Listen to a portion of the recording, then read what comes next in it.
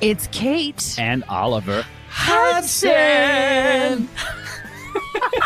Host of the new podcast, Sibling Revelry. That's right. We started this show because, you know what? No one talks about siblings and that dynamic. The siblings, they know each other better than anybody. Yes. You know. Listen to Sibling Revelry on the iHeartRadio app, Apple Podcasts, or wherever you listen to podcasts.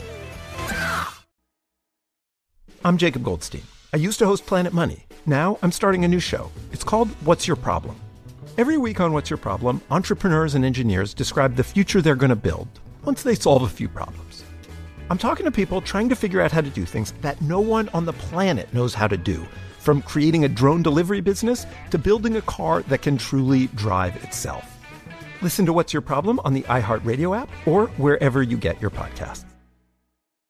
Episode 302, How Decluttering Saves You Money with Ingrid Jansen. Welcome to the Frugal Friends podcast, where you'll learn to save money, embrace simplicity, and live a richer life. Here are your hosts, Jen and Jill.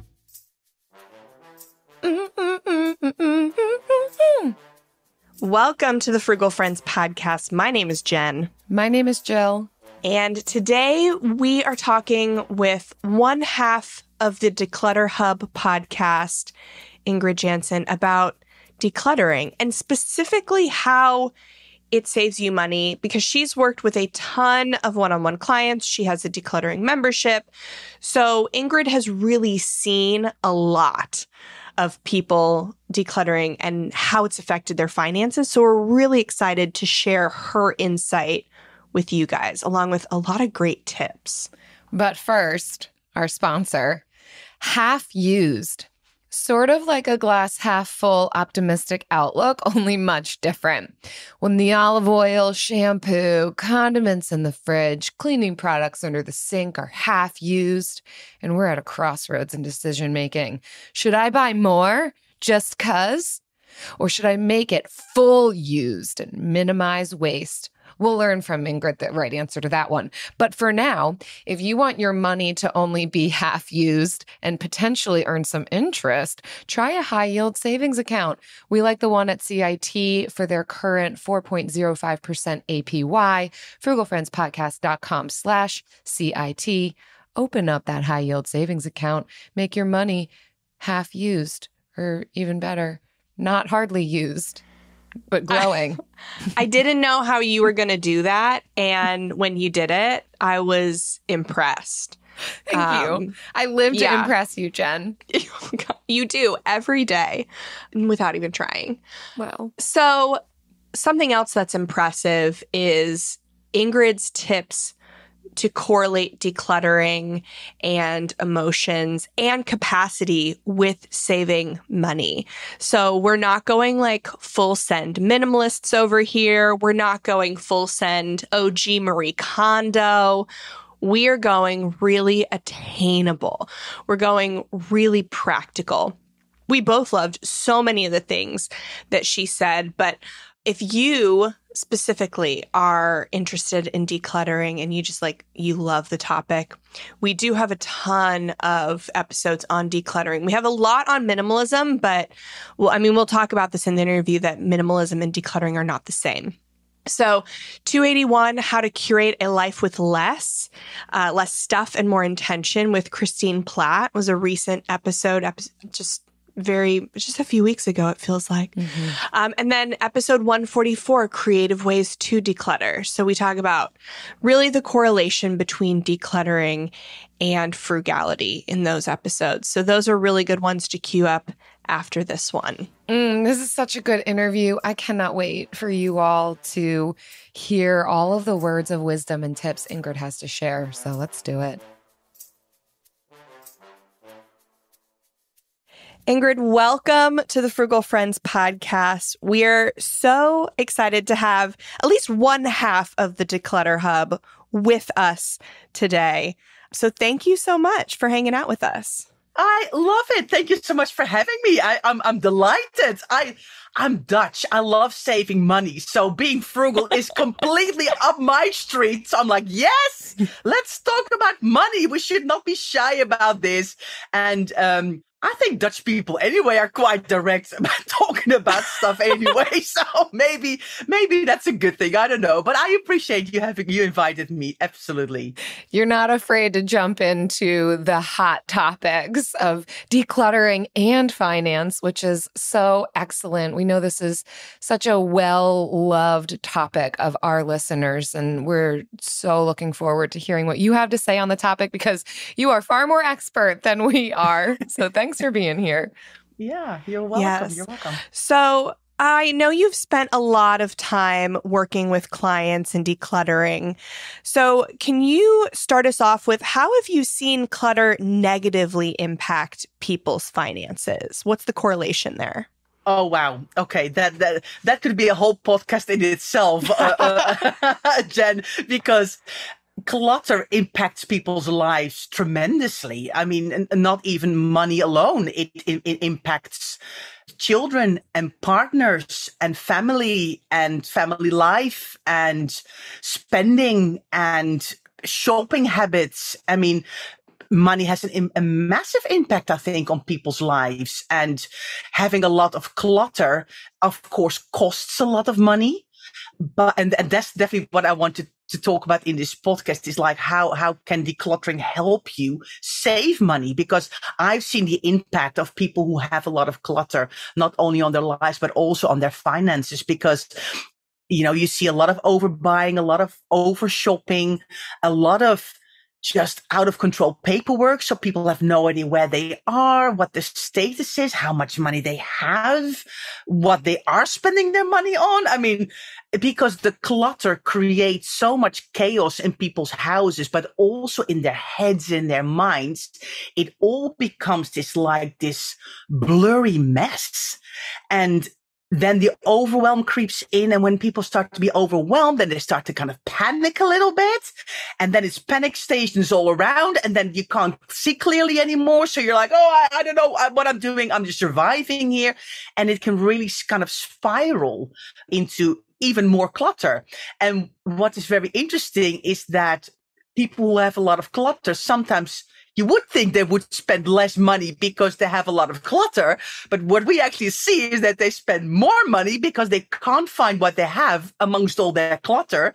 So they have to keep buying stuff over and over and over again because they actually can't find it. And an excellent example of that is, strangely enough, underwear and socks. So a lot of families who have 1, 2, 3 children or a larger family, or even, just 2 or 3 people in the house, if there's a lot of clutter and the laundry gets behind because the laundry is amongst all the chaos, then you don't know anymore what's clean, what's dirty, what's half worn. So there's a spiral of clothing everywhere. Let's just buy a new pack of 7 pairs of underwear because then at least we know that we're covered for this week.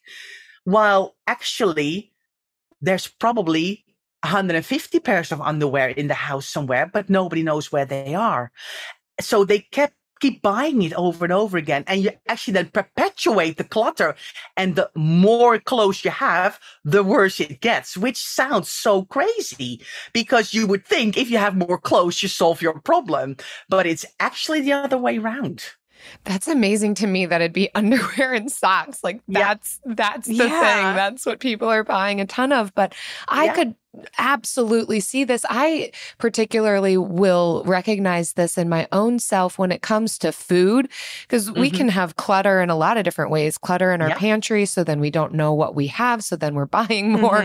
I classically, for a while, was constantly buying shredded cheese, mostly because I wasn't checking my freezer before I would go out to the store. And then I just had so much shredded cheese just up to my eyeballs because I wasn't organizing. I wasn't looking. I wasn't planning ahead. And a lot of times when we feel chaotic or our environment is chaotic, we're not as motivated to be planful about what it is that we're buying, how we're spending, what we have on hand, or taking care of it.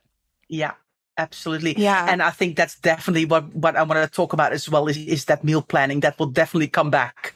Yeah, I didn't think so much about the bills, like the forgotten bills, because I will do that when there's and then build this pile of paper clutter, and I'll have a bill that I mean to pay and then totally forget about it in all the paper clutter. And so, it's not just the buying stuff, it's also forgetting to pay stuff. Yeah. And then, of course, you incur a fee. We're going to talk about that for sure. Yeah.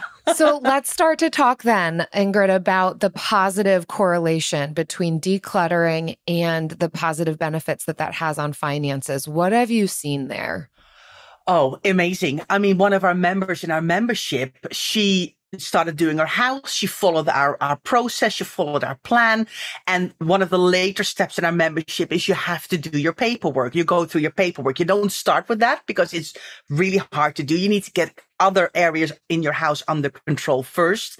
But at a certain point, you're ready to do your paperwork. She did. Then found out she could finally find out her insurance documents for her car and her holiday and her house and she just did a price comparison on a car insurance and saved £450. Wow. And she was like, I've actually just paid for my membership now. How is that possible? Just because she was more organized, she was able to do that price comparison that saved her so much money. I mean, I've seen it with clients time and time again because I have the membership with Leslie as the Declutter Hub, but I also still work with clients one-to-one in their homes.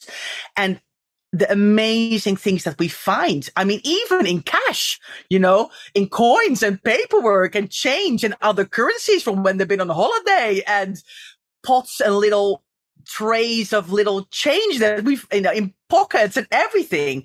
It's amazing. So it's really, really satisfying. Vouchers, from presents that people have been sending over Christmas or birthdays. They send a voucher in the card gets mislaid somewhere, or vouchers or a little, credit card type with some money on it to spend in a certain shop, get put somewhere and not in people's purses. Then it get lost somewhere in the house.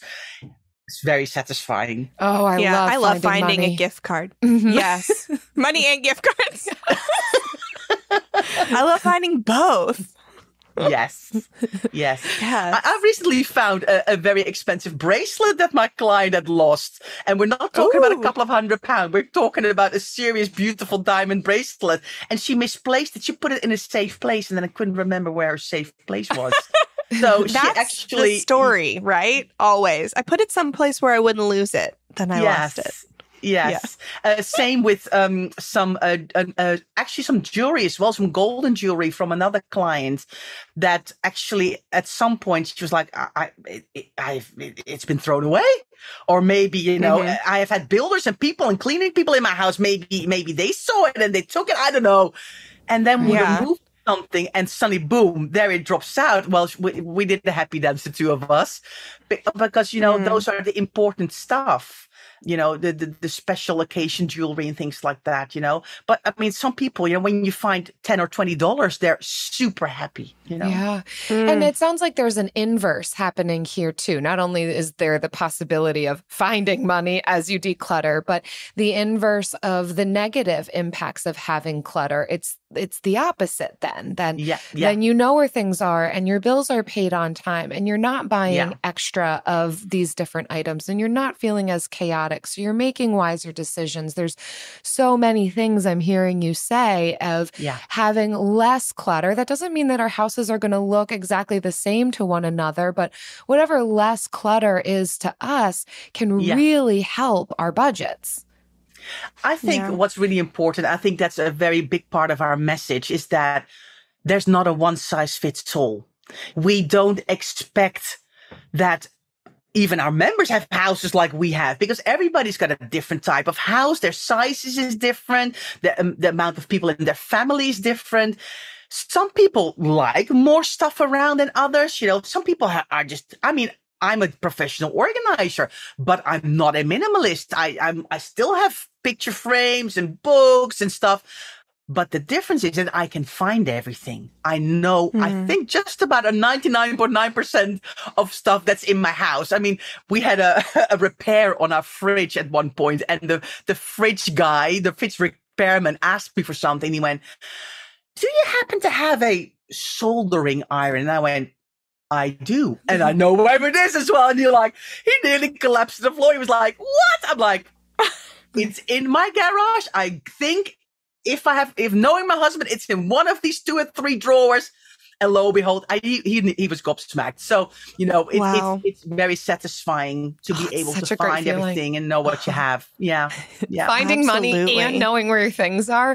Oh my gosh. Yes. All right. So let's dive into the real nitty-gritty fun stuff that everyone's going to love. So most of our listeners are listening to us to improve their spending, improve their financial life, lower their spending. So if someone wants to declutter with that in mind, where are they going to start? What are your best tips for that? Okay. No, there's, of course, I'm going to give you some overall top tips first, and then I'm going to dive into some more meaty kind of ideas. First of all, you need to start small. So don't go, "I'm going to do a whole room this weekend." It's too much. If you have a lot of clutter, start small. Start with 1 drawer, 1 cupboard, 1 shelf. Start somewhere that's easier. So don't go, "My worst room in my house is my spare bedroom because that's my dumping ground." Let's start there, because it's probably one of the hardest rooms to do because it's got stuff from everywhere. So you need to start somewhere easier. Normally, a kitchen is an easier place to start for several reasons.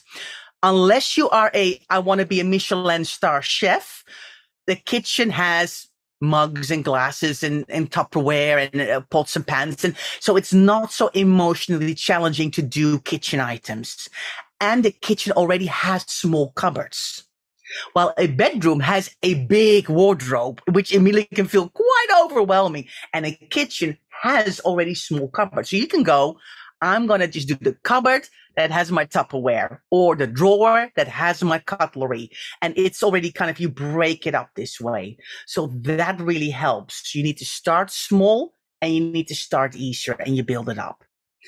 But if you want to save money, and that's what we all want to do, is also in the same time, if you're thinking, "Okay, yes, I need to do lots of stuff in my house," start using up what you have. Let me explain that. We all, and I think, lots of us have lots of toiletries, lots of cleaning products, lots of makeup, lots of perfume, lots of laundry cleaning stuff and all of that kind of thing. And we buy loads and we stick it in cupboards, and then it doesn't fit anymore in the cupboard where it normally lives. So we create an overflow somewhere else. And then we forget what we have, and then we have our standard shopping list, and we think, "Oh yeah, I need to have bleach today, or I need to get cleaning spray or whatever," and we buy a new one. And before you know it, you've got 4, 6, 8 of the same thing, all sitting there, costing you money. And that goes for everything. So start to gather these things like with like. Get it all together. Look at what you have. Don't go, "I'm just going to take my 1 cupboard." No, if you're going to go, "Oh, I've got some cleaning stuff in that cupboard as well, and I've got some in the other room, and there's some in the upstairs." Get it all together and see what you have, because it's incredible what we have. Honestly, the amount of stuff we see is so smart. Yeah, that's so smart, because I have cleaning products under every sink. I just realized that just now. Yeah. Yeah. And that's okay. But the thing is, what sometimes happens is that cleaning products that you don't really use in that room end up in that cupboard. And then you forget because you're not looking for that cupboard there. So you just need to do a bit of a little sort out. You just gather it all together, walk around your house and go, "Well, let me get it all together and let's look what I have," and use it up. Yeah. Because it will go out of date. We can't keep all this stuff forever. There is some sort of shelf life. Now, we can debate about, how long can you use a bleach from 5 years old? I'm sure, but it's all sitting there being lost money. So you can really lower your current bills if you're struggling at the moment by just kind of going, let me just use it all up. And you can then make a bit of an inventory of those toiletries and that cleaning products and those craft items and the socks and all of that. The gathering like will really help you to see the volumes of stuff, because that will then help you with number 2 is stop buying what you already have. Because you have lots of stuff. You can shop from your own house for a while. And that way you can save lots of money. Because we change how we feel about things. We like a shampoo, we use it for ages, and suddenly there's something new. We think, oh, that's nice. But we still have 3 or 4 of the old one that we then don't go back to. And that keeps cluttering up our cupboards. And then we can't put the stuff away that we actually want to buy. So we create a space somewhere else. So start by shopping from home. And when you do this, you create awareness. And awareness will help you change your clutter mindset, because it will change the way you look at your shopping list and when you walk around. And we're not so easily tempted then by all the marketing that happens in shops where they have like the nice music on and they've got nice displays. And we think, oh, that's a new product. I need to try it out. And we can go, hold on a minute. But I've got something similar that I've bought already in my house. I need to finish that up first. Yeah, it might not be as exhilarating to use what you have at home, but it's certainly going to save money. It's going to build that contentment, that different mindset that may not be just for a time of wanting to save on finances, but just long term, not being wasteful. Yeah. Yeah, I think so too. And it's really nice to see when members and people in our Facebook group and podcast listeners start to make that change and go, it's so satisfying to use up what I have.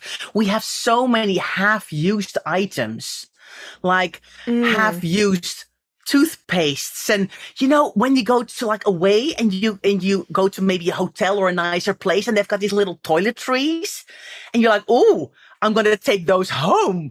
And then we create, and especially people who travel a lot for work, I find containers full of stuff.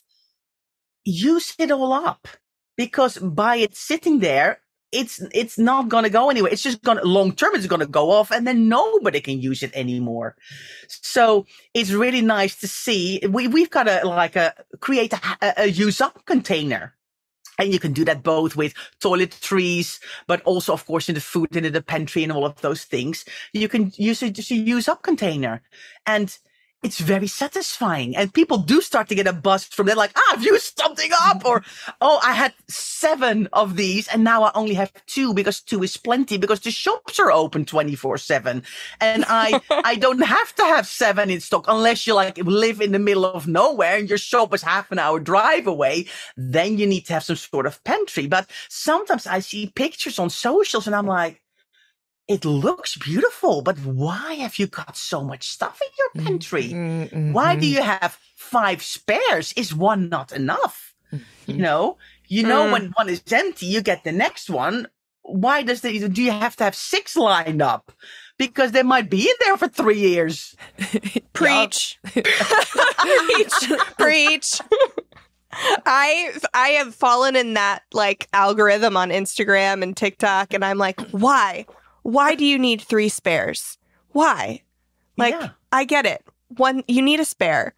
Yeah. Why so many? It looks beautiful in your plastic containers that you had to buy to store all your spares. But why? It looks and then you wouldn't have had to buy all the containers. To me. Yeah. AI might be the most important new computer technology ever. It's storming every industry, and literally billions of dollars are being invested. So buckle up. The problem is that AI needs a lot of speed and processing power. So how do you compete without costs spiraling out of control? It's time to upgrade to the next generation of the cloud, Oracle Cloud Infrastructure, or OCI. OCI is a single platform for your infrastructure, database, application development, and AI needs. OCI has 4 to 8 times the bandwidth of other clouds, offers one consistent price instead of variable regional pricing. And of course, nobody does data better than Oracle. So now you can train your AI models at twice the speed and less than half the cost of other clouds. If you want to do more and spend less, like Uber, 8x8, and Databricks Mosaic, take a free test drive of OCI at oracle.com/strategic. That's oracle.com/strategic. oracle.com/strategic. Discover the heartwarming and hilarious world of sibling connections on Sibling Revelry with Kate Hudson and Oliver Hudson. You might be asking yourself, what is sibling revelry? Yeah, well, we just made it up. They'll have some laughs and maybe inspire some people along the way with universal tales of what it's like to grow up with brothers and sisters. We're full-blood siblings, the only full-blood sibling. In our family. Well, not in the world. I mean... No, in the whole world. That's just it. Like, no one... Dive into family tales and explore the human mind with guests like Joel and Benji Madden. And it's fun because we've decided to open it up, to really like all kinds of different siblings. And it's going to be an awesome season. It's more than a podcast. It's a celebration of the ties that bind us. Listen to Sibling Revelry with Kate Hudson and Oliver Hudson on the iHeartRadio app, Apple Podcasts, or wherever you get your podcasts. I love you're saving money because you're using it up, like the use up bin. I love that concept. I love that too. But then while you're doing that, you're also decluttering because you're slowly but surely dwindling down this whole pile of stuff that you have, putting it to good use, not wasting it, also not buying more. It's like multiple things happening at once. I love that. Exactly. And what you then get, and that's kind of the next step that's happened, you start to shop intentionally. It's much easier than to make a list. You're shopping because you're filling a gap of something. And that can go with clothes as well. If you go clothes shopping without a list, it's, of course, you can go, oh, I see a lovely top. It's going to look good on me. But we are creatures of habit. So we keep buying the same sort of thing over and over and over again because we feel good in it, because we love it. We like it. But then what happens is for example, if we like a cardigan, or here in the UK, we wear cardigans on a lot because it's chillier in this country. So we wear a lot of cardigans.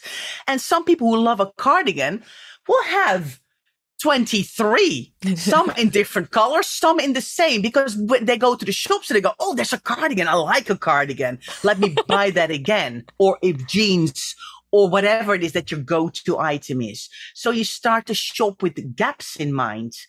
It's the same when you look at your pantry, when you've used up what you have and you can see, and you do, for example, eat a lot of chunky tomatoes or something because you made pasta sauce and things.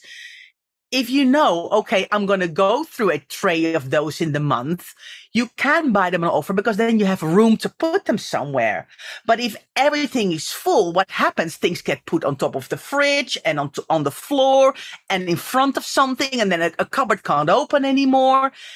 And then suddenly, if a door can't open anymore, then it's lost. It's gone. And that's what we see, for example, in bedrooms a lot, where there's a floor drope. Things, a floor drope or a chair drope or exercise machine drope or a end of the bed drope. Things that wardrobes are full. Yes.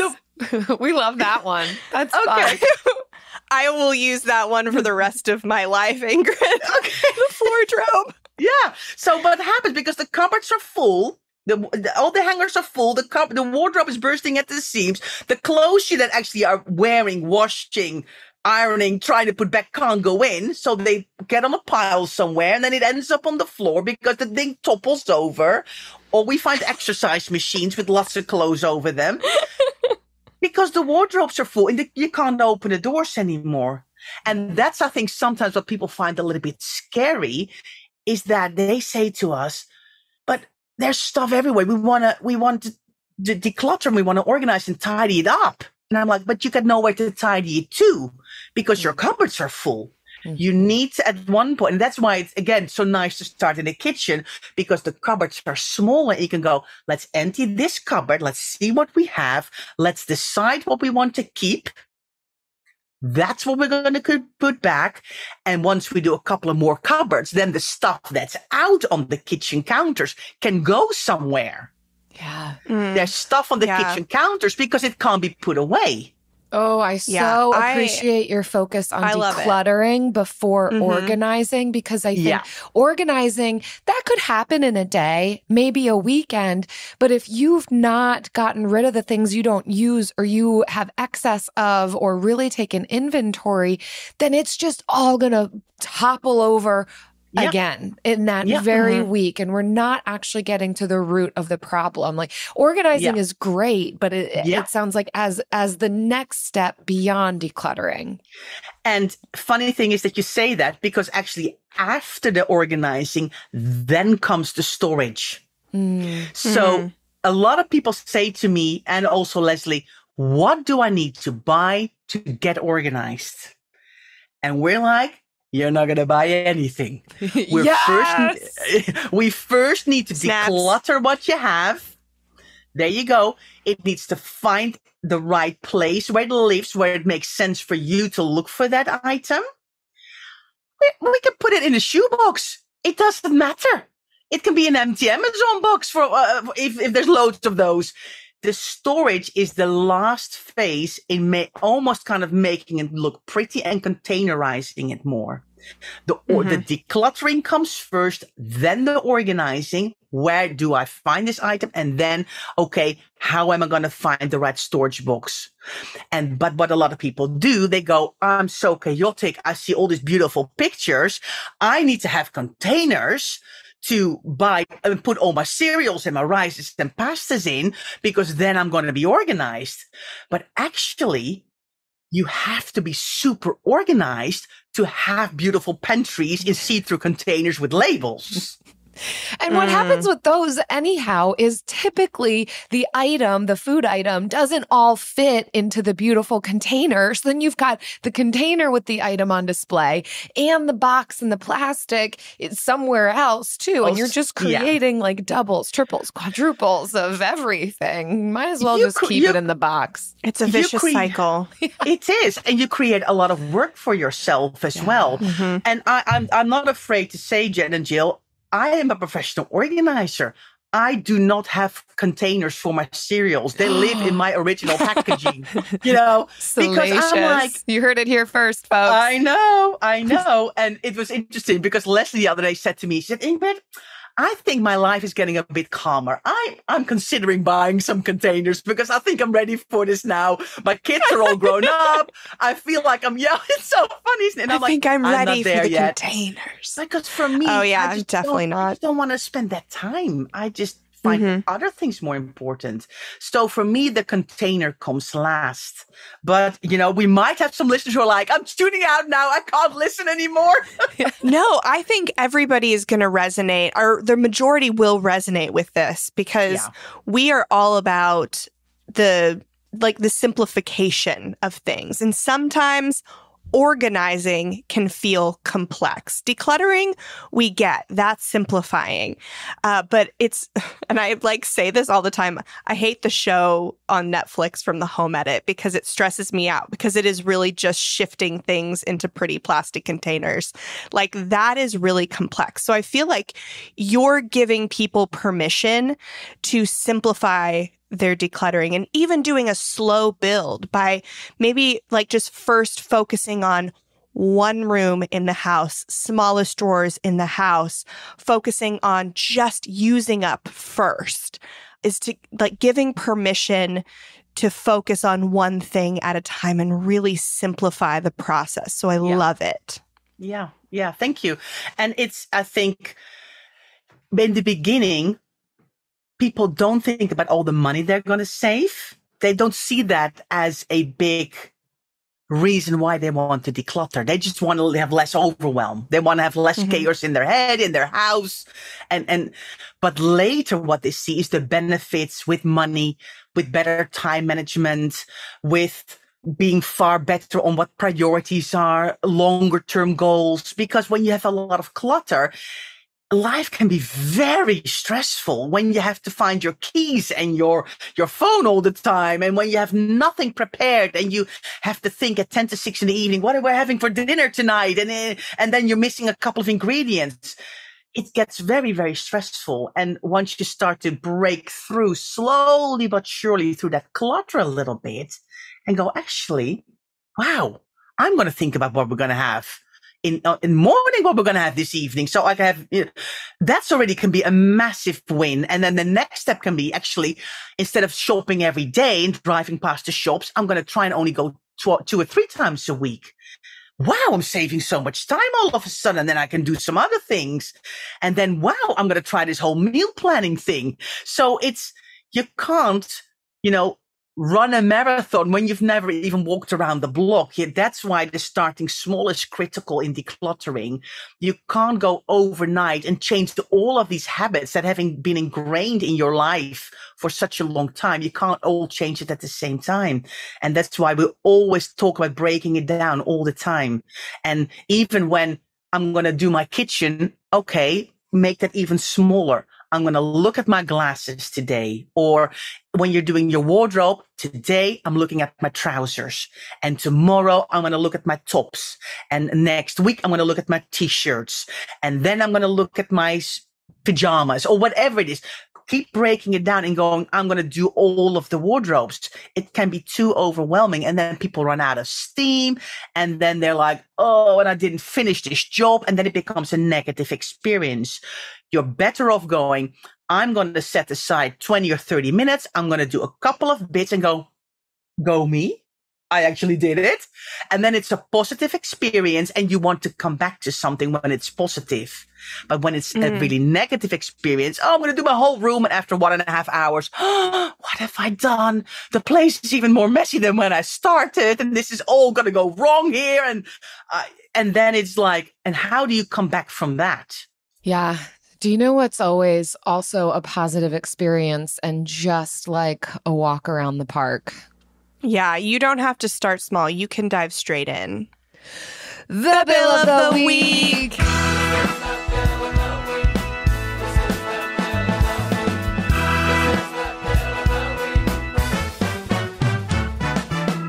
That's right. It's time for the best minute of your entire week. Maybe a baby was born and his name is William. Maybe you paid off your mortgage. Maybe your car died and you're happy to not have to pay that bill anymore. Duck bills, Buffalo Bills, Bill Clinton. This is the Bill of the Week. Ingrid, every week we ask our listeners and our guests to share with us their bill for the week. We leave it very vague to give you a lot of freedom in this. And I know you've been thinking about it, so let us know what your bill is. My bill is the restaurant. There is a restaurant chain here in the UK that's called Bill's. Yay! Yay! Oh my gosh, what do they serve and are they good?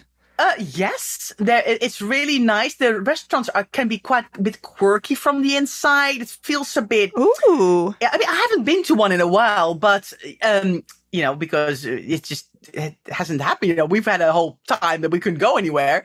But the Bills that I went to were quite quirky from the inside. It had to feel a bit of an Italian feel with like jars with olives and like garlic things. And it's like a bit of a shop that you can buy some stuff as well. Busy, not posh, but good food. So yeah, that's my bill. Oh, that's a great bill, Ingrid, where you have paired the name of Bill with food. I know. That is and some of our favorite food, like garlic olives. I'm imagining there's bread there. Quirky. And all that I need to know. Wow. Yeah. This is amazing. Oh, if you all listening happen to have restaurants and food or a person named Bill around your vicinity and you just want to call in and tell us about it, you know the drill. frugalfriendspodcast.com/bill. Leave us your bill. We're ready to be shocked and surprised. If you ever come to the UK, Jen and Jill, we need to meet up in a Bill's restaurant, I think. Yes. Oh my gosh, my new dream. Yes, absolutely. Discover the heartwarming and hilarious world of sibling connections on Sibling Revelry with Kate Hudson and Oliver Hudson. You might be asking yourself, what is sibling revelry? Yeah, well, we just made it up. They'll have some laughs and maybe inspire some people along the way with universal tales of what it's like to grow up with brothers and sisters. We're full-blood siblings, the only full-blood sibling. In our family. Well, not in the world. I mean... No, in the whole world. That's just it. Like, no one... Dive into family tales and explore the human mind with guests like Joel and Benji Madden. And it's fun because we've decided to open it up, to really all kinds of different siblings. And it's going to be an awesome season. It's more than a podcast. It's a celebration of the ties that bind us. Listen to Sibling Revelry with Kate Hudson and Oliver Hudson on the iHeartRadio app, Apple Podcasts, or wherever you get your podcasts. From the studio who brought you the #1 podcast, The Piketon Massacre, this is Murder 101. A group of high school students started a project to research a string of unsolved murders. Those murders happened in the mid-1980s. He's out there doing stuff. He just didn't stop. Everything that the students predicted through their profile turned out to be accurate. Redhead killer profile. Male, Caucasian, 5'9" to 6'2", 180 to 270 pounds. Unstable home, absent father and a domineering mother. Right-handed, IQ above 100, most likely heterosexual. There is no profile of this killer except for the ones the students created. Just because some of these women no longer have people to speak for them does not mean that they deserve to not be spoken for. What if this guy's still alive? What if he comes after us? I said, are you going to kill me? And he said, yes. Listen to Murder 101 on the iHeartRadio app, Apple Podcasts, or wherever you get your podcasts. And now it's time for the lightning round. We're really produced over here. Mm-hmm. Heavily produced with highly edited and mouth noises. So lots of budget for sound effects. high budget. So today's lightning round question that we're all going to take a turn in answering is, what's the most embarrassing thing you've discovered when decluttering? And Ingrid, this can be for you or decluttering someone else's. You don't have to say names. You can be anonymous. Jill and I will obviously not be anonymous, but yeah, what's the most embarrassing thing? Oh, I don't know if I can tell. we do find interesting things. I always say it's a good thing I grew up very close to Amsterdam. And that my parents are both originally from Amsterdam and the red light district. So I'm not easily shocked, but I have found a thing or two. And one time I opened the bedside drawer and I went, that's not for me. And I closed it again. There's not enough gloves in this world for me to interact with that. There you go. They're living their lives. Oh, man. What about for you, Jen? So I think, it's not embarrassing, but I couldn't think of really anything embarrassing. And maybe that's just because I probably have said everything about my life on the show already. But I think the gross, when I clean out my packet drawer in my kitchen, sometimes I will find a packet that has opened and it has made all the other packets gross. Like a condiment packet? A condiment packet, yeah. And it's never a Taco Bell hot sauce. It's always like a ketchup or something sticky. And it's now I have to rinse all my packets. No, you don't. You rinse your packets off. Wow. It's not a lot. It's not like the whole drawer is full of packets. It's, they could all fit in a gallon-sized bag. So it's not like but I love them. They're mostly Taco Bell hot sauce packets. For any Those new are the good listeners, ones. Jen keeps all of her extra condiments from these fast food restaurants and reuses them just however you want. I don't reuse them. I use them once, Jill. It's for I don't have 2 ketchup bottles, right? I have 1 ketchup bottle. And when the ketchup runs out, if I need a little extra, then I go to the packet drawer and I'll get the extra ketchup, when I'm in a pinch, and then I'll just buy more ketchup. So that's kind of what I use it for. Not putting things to waste, I suppose. I love, obviously, Taco Bell hot sauces, and I get enough of those that I don't have to buy them in the store. But there's also, Wendy's has this ghost pepper ranch that you cannot buy in stores, and that I specifically will ask for extra of and save. So those are the main ones. Yeah. So that's me. And maybe that fact right there, that story, that dissertation on packet drawer accumulation and maintenance, maybe that's the most embarrassing thing.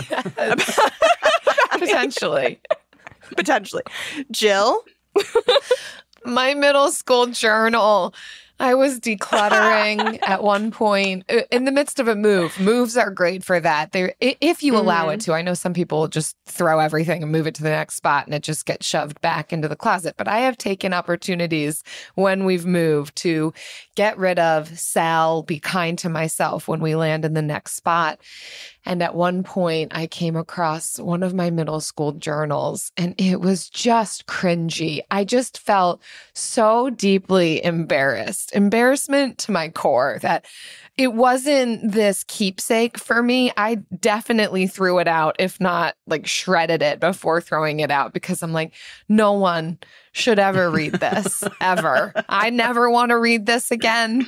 I don't ever want anyone else to read this. It was just cringy. Oh my gosh. So that was embarrassing for me. What was the most important thing to you, to middle school Jill, that you journaled about? What was the biggest crisis? The weird thing about it, and I don't know what this says about me, so analyze this if you want.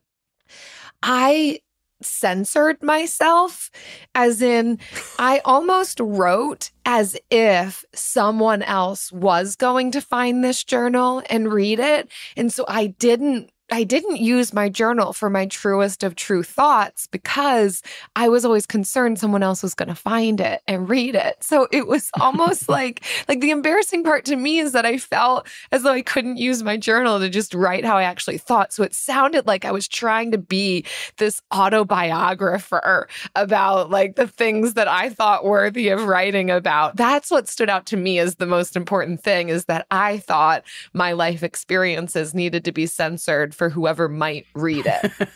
Like you thought you were going to be the next Anne Frank, or you just thought your little brher was going to find it and read it? Like a family member. Like that's reasonable. That was a reasonable fear for you.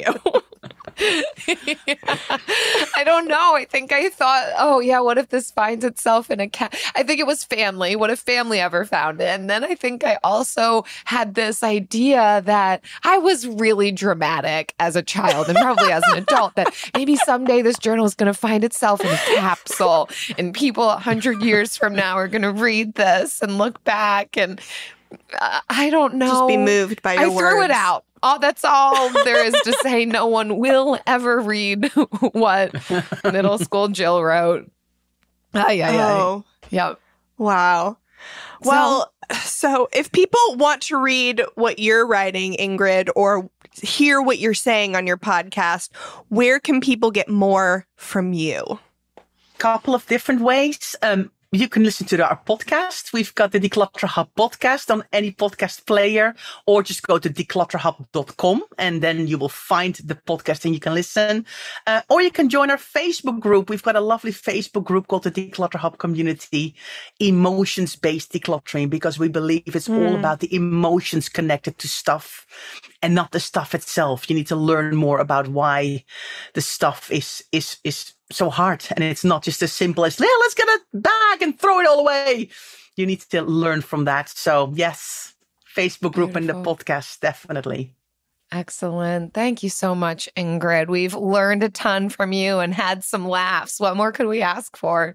Well, it was absolutely a pleasure, and I mean, I would love, not enough time. I would have loved to spend more time talking about paperwork and about meal planning and about say goodbye to that storage unit. But, it's all about paring it down just a little bit. And hopefully that way you will get a better grip of this clutter in your house and make it a bit easier for yourself. You know, having a lot of clutter is hard work. Good word. Yes. We could have gone so much more. There is so much more to be said. Yes. She literally had like 7 points, she said, like scripted out. And so we didn't want to like take you on a 2-hour journey of decluttering, but I'm sure she talks about them in her and Leslie's podcast, The Declutter Hub.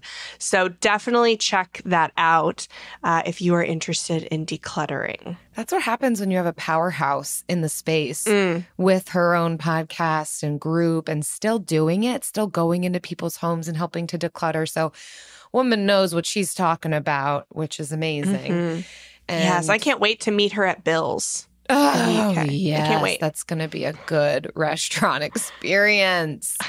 We hope that you gained some tips, and seriously, check out her podcast, The Clutter Hub, for more tips. If this is the space you're in right now, you really want to declutter, you're in that zone, do it. Spring's here. Spring is in the air, so good timing on that one. Yeah, I still need to get to my piles. I mean, hopefully by the time this episode airs, I will have gotten to my paper piles because I'm planning to do it in about a month after the baby comes. So, but currently right now I'm sitting staring at them. So if you are also staring at paper piles and you found a lot of good info from this episode, we would love for you to leave us a rating and review. We love reading your kind reviews, especially this one from I Want to Go to Hogwarts. That's the screen name. That is the full one word. I want to go to Hogwarts. I hope you made it. I hope you made it there. I know, right? It just happens to be 5 stars.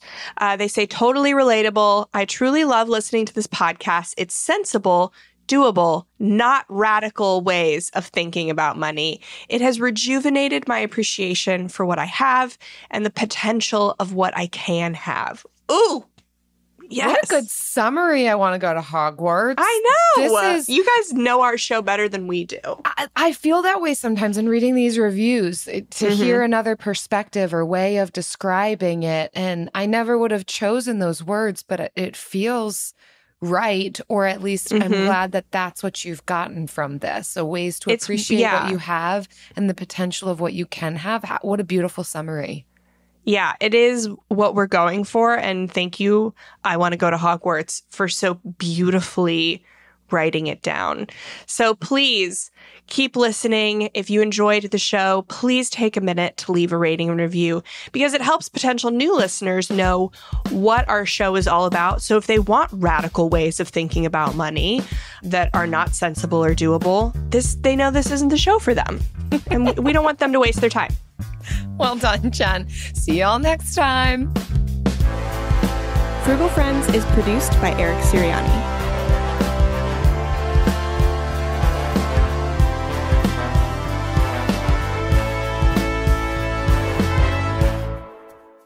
Okay, Jen, during the interview with Ingrid, when we were talking about finding money and how amazing that is and how fun that is, it reminded me. I know you do find money in your clothes. Yeah, well, and I love it when that happens. It hasn't happened in a really long time because I am too organized at this point. Nothing surprises me anymore. But like winter jackets, right? You said you found money in a winter jacket recently? Yeah. So what I thought about doing this past holiday season as we were putting our Christmas tree away, I got the idea I should hide a $20 bill in with the Christmas tree. And I said it to Eric and he laughed and I thought that meant, yeah, go do it. And I run to go grab a $20 bill and he's like, what are you doing? I'm like, I'm putting money in here with the Christmas tree. He's like, why would you do that? Like, so it'll be nice for me when I open it next year and I find a $20 bill. Like, this is where we're at now. It's not accidentally going to happen anymore. I've got to be intentional about it. He's like, you're not 13 again, where like a $20 bill is going to make a big difference in your life. I'm like, but it will make me happy. Like, you know, it's the holidays and you're buying gifts. And if I find an extra $20 bill, that's going to be really exciting for me. He thought it was the weirdest thing. And you know what? Peer pressure. I didn't do it. I didn't put the $20. He just thought it was so weird. He's like, what is with you? He says he knows a lot of people with this like obsession with like stashing money. I think his mom is that way too. Like she'll just like stash money like random places throughout the house. He's like, are you afraid things are just going to be like taken away from you? And really, like my grandmother did that too. It must be embedded in me. I just want to like squirrel away cash in random places. Mostly, I think because I like finding it, but yeah, I can see why it would be, if it makes you happy, do it, is my opinion. I'm going to go back out to the garage and shove some money in the Christmas tree. There you go. Yeah. Watch a mouse will go in and like chew it up. That'd be depressing. It doesn't make sense, but it doesn't have to make sense if it makes you happy. Like, it's just $20. So, but the thing about it is I need to do it secretly to myself, you know, like this thing that it's hardly a thought and it just happens, because otherwise I'm going to remember. Can't know what my right hand's doing. Exactly. Otherwise, like now that I've had this whole conversation about it, I'm going to remember. Or I'm setting myself up for extreme disappointment because I talked about it so much that I'm going to think that I did it. And then I go to open the Christmas tree and there's no money in there. The Christmas tree has given me nothing. What to do? Yeah. I look forward to seeing how you handle that. Also, did you ever use up all the shredded cheese? Oh, yeah. Yeah. Eventually, I got it in my thick brain that I had shredded cheese. Do you now think you have shredded cheese all the time now when now you don't? The pendulum has swung. Like, I cannot buy shredded cheese. I was like, one day she's going to think she has shredded cheese and she's not going to have it. Yeah. What a sad day. Well, I'm so happy that you've gone through the cheese. I know. And sad for the times where you think you have it and you don't. No cheese was wasted because I freeze cheese. I don't know if other people do that, but I do. I freeze shredded cheese. People freeze cheese, I think. To say that 5 times fast. I freeze shredded cheese. I can't do it. Yeah. I can't even do it one time. People definitely do that. Yeah. Well, good. Okay. I'm glad. However life ends up for you, Jill, I'm glad because I know it's going to be good. Whether you find $20 or don't find it, whether you have cheese or not, life's going to work out for you in the end. Thanks for your half-used perspective. Discover the heartwarming and hilarious world of sibling connections on Sibling Revelry with Kate Hudson and Oliver Hudson. Dive into family tales, explore the human mind, and laugh with guests like Joel and Benji Madden. It's more than a podcast, it's a celebration of the ties that bind us. And it's fun because we've decided to open it up to really like all kinds of different siblings. And it's going to be an awesome season. Listen to Sibling Revelry with Kate Hudson and Oliver Hudson on the iHeartRadio app, Apple Podcasts, or wherever you get your podcasts. I'm Jacob Goldstein. I used to host Planet Money. Now I'm starting a new show. It's called What's Your Problem? Every week on What's Your Problem, entrepreneurs and engineers describe the future they're going to build once they solve a few problems. I'm talking to people trying to figure out how to do things that no one on the planet knows how to do, from creating a drone delivery business to building a car that can truly drive itself. Listen to What's Your Problem on the iHeartRadio app or wherever you get your podcasts.